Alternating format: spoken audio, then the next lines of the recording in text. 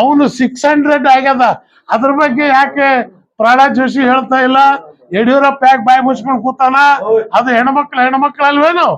ಆ ಹೆಣ್ಮಕ್ಳ ಮೇಲೆ ವಿಡಿಯೋಗಳು ಬಂದವ. ಬಿಜೆಪಿ ಅವರು ನಾವು ಶುದ್ಧ ಏನು ಮಾತಾಡ್ತಾ ಇಲ್ಲ. ಯಾಕೆ?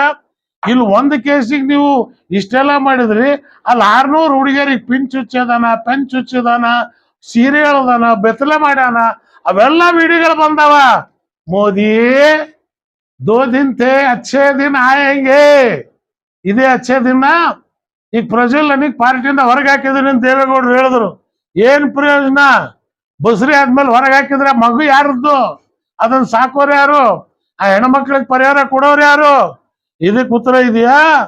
ಇದಕ್ಕೆ ಉತ್ತರ ಸಿಗ್ಬೇಕು ಅಂತಂತ ಹೇಳಿದ್ರೆ ಮುಂದೆ ಉತ್ತಮವಾದಂತ ಸರ್ಕಾರ ಬಂದ್ರೆ ಮಾತ್ರ ಸಿಗತ್ತೆ. ಅದನ್ನೇ ಡಿಂಗಲೇಶ್ವರ ಸ್ವಾಮಿಗಳಿಗೆ ಹೇಳಿದೆ. ಮಠಪತಿಗಳು ಧರ್ಮ ಅಂತ ಹೇಳಿದ್ರೆ ಒಲೆಯ ಬೂದೆಯಂ ಒಲೆಯಲು ಬೇಡ, ಒಲೆದಂತೆ ಪುಸಿ ಕೊಂಡಿಪ್ಪುವುದು. ಪುಸಿ ಪಡೆದರೆ ಏನು ಫಲ? ಮನದಲ್ಲಿ ಲೇಸಿಲ್ಲ ತನಕ. 1 ನಾಡ ಹೋಗಿ 9 ನಾಡುವ ಡಂಬಿಕರನು ಶಿವ ಮೆಚ್ಚಲಾರ ಕೂಡಲ ಸಂಗಮ ದೇವ. ಬಸವಣ್ಣ 1812ನೇ ಶತಮಾನದಲ್ಲಿ ಹೇಳಿದ್ದಾರೆ, ಸಾರ ಸಜ್ಜನರ ಸಂಘ ಮಾಡುವುದು, ದುರ್ಜನರ ಸಂಘ ಬೇಡವಯ್ಯ. ಇಳಿರಿ ಸ್ವಾಮಿಗಳೇ, ಹರ ಹರ ಮಹಾದೇವ್. ವಿಧಾನಸೌಧ ಹತ್ತಿ ಅದು ಬಸವ ಭವನ ಮಾಡಿ ಬಸವ ತತ್ವ ಅಂಬೇಡ್ಕರ್ ಸರ್ಕಾರ ಕರ್ನಾಟಕ ರಾಜ್ಯಕ್ಕೆ ತನ್ನಿ ಈ ಆಹ್ವಾನ ಕೊಟ್ಟು ಬಂದಿದ್ದೀನಿ. ಸ್ವಾಮಿಗಳು ಅಂಗೀಕರಿಸಿದ್ದಾರೆ. 2 ತಿಂಗಳಾದ್ಮೇಲೆ ಎಲ್ಲ ಮಠಾಧಿಪತಿಗಳ ಸಭೆ ಕರೆದು ಆ ಸಭೆಗೆ ನಾನು ಹೋಗ್ತೀನಿ. ಅಲ್ಲಿ ದಲಿತರು, ಮುಸ್ಲಿಮ್ಸು, ಹಿಂದುಳಿದವರು ಒಂದು 3ನೇ ಒಂದು ದೊಡ್ಡ ಶಕ್ತಿಯ ನಿರ್ಮಾಣಕ್ಕಲ್ಲಿ ಒಂದು ಕೂಗು, ಒಂದು ಅಸ್ಥಿಭಾರ ಅವತ್ ನಾವು ಆದ್ರೆ ಬಿಜೆಪಿ ಅವ್ರ ಪಾಪ ದುರ್ದೈವ, ಇವಕ್ಕೂ ಗತಿ ಇಲ್ಲ, ಅದಕ್ಕೂ ಮತಿ ಇಲ್ಲ. ಬಸ್ ಸ್ಟ್ಯಾಂಡ್ ಅಲ್ಲಿ ಮೇಕಪ್ ನೋಡಿ ಕಟ್ಕೊಂಡ್ಬಿಟ್ರು ಏನೋ ಸಿಗತ್ತೆ ಅಂತ. ಆಮೇಲೆ ಗೊತ್ತಾಯ್ತು ಇದು ಏನು ಇಲ್ಲ, ಮೇಕಪ್ ರಾಂಗ್ ಮೇಕಪ್ ಅಂತೇಳಿ ಹಾಸನದಾಗೆ ಮಂಡ್ಯದಾಗ ಕೋಲಾರದಾಗೆ ಒದ್ದಾಡ್ತದಾವ್. ನೋಡಿದ್ದು ಬೇರೆ, ಇಲ್ಲಿ ಸಿಕ್ಕಿದ ಕೈಗೆ ಬೇರೆ ಅಂತ.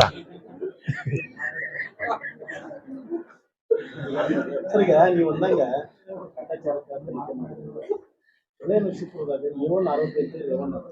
ಅವನ ಮ್ಯಾಗೂ ಏನು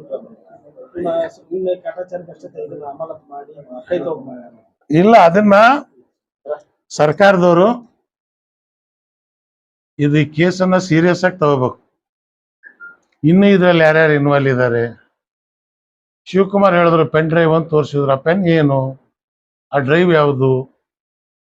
ಈ ಪೆನ್ನು ಲಾಬಿ ಇದು ಯಾಕೆ ಬಿಜೆಪಿ ಅವ್ರಿಗೆ ಗೊತ್ತು. ಇವು ಮಂಚ ಮುರಿದವೆ, ಪೂನಾದವು ಮಂಚ ಮುರಿದು ಇವು ಸ್ಟೇ ತಗೊಂಡವ. ಅವ್ರ ಚಿಕ್ಕಪ್ಪನ ಮಕ್ಳು, ಇವರು ದೊಡ್ಡಪ್ಪನ ಮಕ್ಳು ಅವು. ಆಮೇಲೆ ಆ ಗೋಪಾಲ ಹೇಳ್ದ ನಾನು ಏನು ಸ್ಟೇನೇ ತಗೊಂಡಿಲ್ಲ ಅಂತ. ನಾ ಹೇಳ್ದ ನೀನ್ ವೆಯ್ಟ್ ನೋಡಿದ್ರೆ ಏನು ಮಾಡಕ್ ಆಗಲ್ಲ ಮಾರ, 150 ಕಿಲೋ ನಾನು. ಅವನ ಮೈ ಮೇಲೆ ಯಾರಾದ್ರೂ ಬೀಳ್ಬೇಕು ಅಂತ ಇವ್ನ್ ಬಿದ್ರೆ ಸತ್ಯ ಹೋಗ್ತಾವ, ಕೊಲೆ ಮಾಡ್ಬೇಕಂತಿಲ್ಲ. ನಾನು ಕೋರ್ಟಿಗೆ ಹೋಗೇ ಇಲ್ಲ ಅಂದವನು ಕೌನ್ಸಿಲ್ ಅಲ್ಲಿ. ನಾನು ಕರೆಕ್ಟ್ ಬರ ಈ ವೇಟಿಗೆ ಏನ್ ಹಾಕತ್ ನಿಂದ ಏನು ಹಾಕಿಲ್ಲ.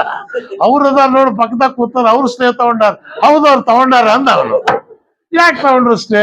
ಇದುವರೆಗೂ ಅದು ಹೊರಗೆ ಬರಲಿಲ್ಲ. ಎಂತ ನಾಚಿಕೆ ಕೇಳ್ರಿ. ಕನ್ನಡ ನಾಡು, ಸಂಸ್ಕೃತಿಯ ನಾಡು, ಹೆಣ್ಮಕ್ಳನ್ನ ಗೌರವಿಸುವ ನಾಡು. ಇಂಥ ಮುಂಡೆವು ಮಂತ್ರಿ ಆದ್ರೆ ಇನ್ನೇ ಅಂತ ಕೊಲೆ ನಡೆಯಲ್ಲ.